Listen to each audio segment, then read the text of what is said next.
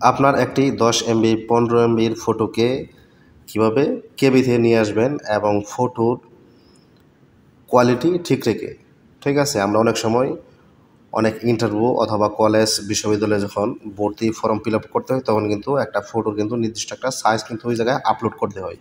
বা আপনি বর্তমানে অনেক ওয়েবসাইট আছে যেখানে গেলে কিন্তু আপনার এই ফটোটা একটা কেবির মধ্যে নিয়ে এসে কিন্তু নির্দিষ্ট একটা কেবিতে এনে তারপর কিন্তু আপলোড করতে হয়, নয়তো কিন্তু আপনার এই ফটোটি আপলোড আপনি করতে পারবেন না। বা আপনি চাচ্ছেন আপনার ফোনে যে ফটোগুলো আছে সেগুলো 10 এমবি 15 এমবি করে একটা ফটো, আপনার স্টোরেজটা বেশি ফুল হয়ে গেছে, তো সেক্ষেত্রে আপনি চাইলে কিন্তু একটা ফটোকে আপনার কোয়ালিটি সম্পূর্ণ ফটোর কোয়ালিটিটা ঠিক রেখে কিন্তু আপনি এটাকে কেবিতে নিয়ে আসতে পারবেন। ঠিক আছে, তো সেটা কীভাবে করবেন, তো সেটা আজকের এই ভিডিওতে আমি আপনাদেরকে দেখাবো। তো আপনারা যদি এই কাজটা শিখতে চান তাহলে ভিডিওটা স্কিপ না করে ধৈর্য সহকারে মনোযোগ দিয়ে দেখবেন, তাহলে কিন্তু এই কাজটি আপনি শিখে যেতে পারবেন। ঠিক আছে, সেই জন্য আপনাকে কোনো টাকা পয়সা পেড করতে হবে না। তো সেই জন্য কিন্তু আমাদেরকে একটি ওয়েবসাইট ভিজিট করতে হবে। তো এখন আমি চলে যাব সেই ওয়েবসাইটটিতে। আপনারা কী লিখে সার্চ দিবেন সেটাই দেখাবো। তো আপনারা গুগল ক্রোমে চলে আসবেন এবং লিখবেন রিডিউস ইমেজ দেবেন, তারপর সবার উপরে যে একটা আইকন দেখতে পাচ্ছেন এই ওয়েবসাইটটাতে ক্লিক করবেন। এই ওয়েবসাইটটাতে ক্লিক করার পরে আপনাদের সামনে যদি অ্যাক্সেস দিয়ে দিবেন, তারপর এখানে দেখতে পারবেন ইমেজ আপলোড ইমেজ। ঠিক আছে, এখানে আপনাদেরকে একটা ক্লিক করতে হবে। তো সম্পূর্ণ ফিচারগুলো পাওয়ার জন্য আপনারা যদি ডেস্কটপ সেট করে নেন তাহলে সব বেটার হবে। ঠিক আছে, তো এখানে দেখতে পাবেন আপলোড অপশন আছে, এখানে একটা ক্লিক করে দেবেন। তারপর আপনার গ্যালারি অথবা আপনি চাইলে ফটো তুলেও কিন্তু এই জায়গায় আপলোড করতে পারবেন, যে ফটোটার আপনি এমবি থেকে কেবিতে নিয়ে আসতেছেন। তো ধরুন আমি একটা ফটো ডাউনলোড করে নিয়েছি, সেটা হচ্ছে 5.3 এমবি।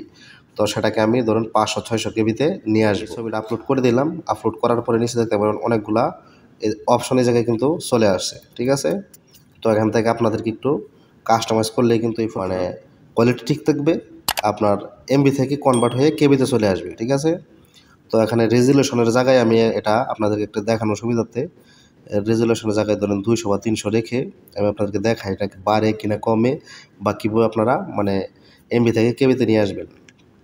তো ধরুন এখানে আমি 250 রাখলাম।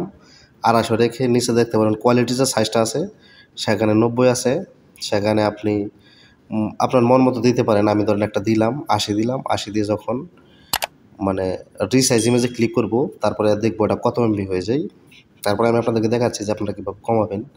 প্রথমত আপনি বুঝবেন না, তো সেক্ষেত্রে দেখা গেছে যে এখানে আপনারা একটা চেক দিয়ে দেখে নেবেন। কিন্তু এখান থেকে পিএনজি অথবা জেপিজি এবং জিপ ফাইল, এখানে আমার ইমেজটার সাইজ কিন্তু আগের চাইতে আরও বেশি হয়ে গেছে। ঠিক আছে, আগে ছিল 5 এমবি, হয়েছে 35 এমবি না কত এমবি হয়ে গেছে।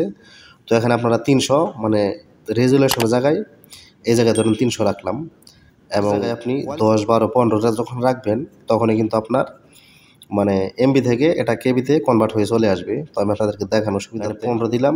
তো এখন আমার ফটোটা প্রসেসিংয়ে আছে। তো প্রসেসিং হওয়ার পরে আমি আপনাদেরকে কেবিতে চলে আসবে, এখন কিন্তু আর এমবিতে থাকবে না। তো এখানে দেখতে পাচ্ছেন এখানে কিন্তু 747 কেবি হয়ে গেছে। ঠিক আছে, এটা কিন্তু 5.3 এমবি, এটা কিন্তু এখন 747 কেবি হয়ে গেছে। তো আপনারা ডাউনলোড করার জন্য নিচে ডাউনলোড ইমেজে ক্লিক করবেন, তাহলে কিন্তু এই ফটোটা ডাউনলোড হয়ে যাবে। এখন আমি আপনাদেরকে গ্যালারিতে গিয়ে আপনাদেরকে দেখাচ্ছি যে ফটোটা আগেরটার সাইজ কত ছিল আর এখন একটা সাইজ কত, একটু কি কোনো পার্থক্য হয়েছে কিনা। তো আমি চলে আসলাম আমার ফোনের গ্যালারিতে। ধরুন এটা হচ্ছে আমি প্রথম যে ডাউনলোড করছিলাম সেই ফটোটা দেখতে পাচ্ছেন 5.3 এমবি। তো এখন যে ফটোটা ওখান থেকে ডাউনলোড করছি কমিয়ে এনে সেটা কিন্তু দেখতে পাচ্ছেন 747 কেবি মাত্র। তো ফটোর কোয়ালিটি কিন্তু ঠিকই রয়েছে। তো আপনারা চাইলে কিন্তু এভাবে খুব সহজেই আপনার ফটোর কোয়ালিটি ঠিক রেখে আপনি কিন্তু ফটোটা এমবি থেকে কনভার্ট করে আপনি কেবিতে নিয়ে আসতে পারবেন। তো ভিডিওটা ভালো লাগলে অবশ্যই লাইক, কমেন্ট, শেয়ার এবং চ্যানেলটি সাবস্ক্রাইব করে রাখবেন। ধন্যবাদ সবাইকে।